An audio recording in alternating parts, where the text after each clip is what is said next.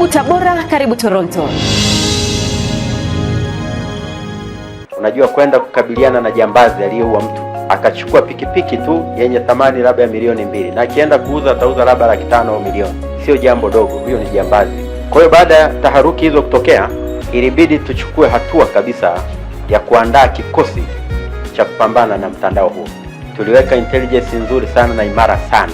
Unajua, ingekuwa vibaya kama matukio haya yametokea alafu hatujakamata mtu mpaka leo, lakini tukio limetokea, vyombo vimeingia kazini, tumemkamata huyo.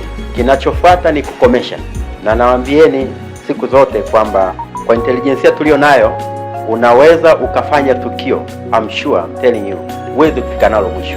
Sasa tulifanikiwa kukamata majambazi 9 waliokuwa wanahusika na huu mtandao wa namna hiyo. Kati ya majambazi 9 au kati ya watuhumiwa 9 hao tuliowakamata, kwa baada ya uchambuzi wa kina tumekuja kupata 4 ambao tumewashikilia mpaka sasa hivi. Kwa na hao tutawafikisha mahakamani muda mfupi kuanzia leo. Na hao 4 wanahabari si kwamba walikuwa wanafanya matukio hapa.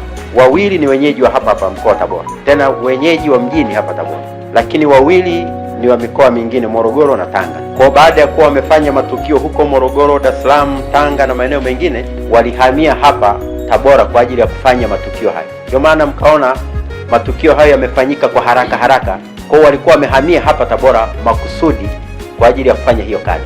Umekamatwa wewe ni jambazi, utashughulikiwa kama jambazi.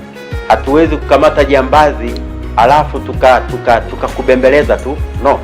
Lakini pia kulikuwa na tukio pale Nzega. Iliripotiwa kwamba mke na mume wametoweka, lakini vile vile vyombo vyetu hivi vikabaini hawakutoweka bali waliuawa.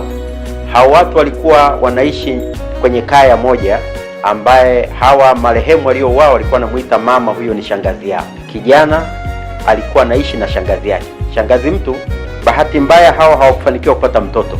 Kwa shangazi, kwa maelezo yake, anaona kwamba huyu mama ambaye hakupata mtoto hatakuwa na haki ya kurithi mali walizokuwa nazo.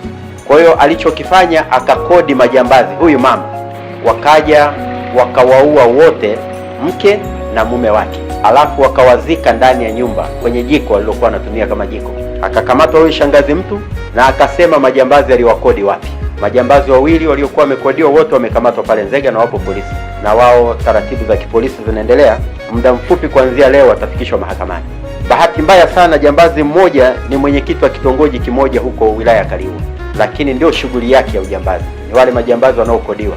Tuwaombe wananchi wa mkoa wa Tabora waendelee kutupa ushirikiano, sababu bila pia ushirikiano haya mambo hatuwezi kuyabaini. Wanapoona jambo la namna hiyo lenye mwelekeo mbaya, kazi yao ni kuripoti kwenye vyombo vyetu vya usalama ambavyo vipo kwa ajili ya kufanya hiyo kazi ya kuhakikisha wananchi hawa wapo huru na hakuna taharuki aina yoyote ambayo wanaweza kuipata.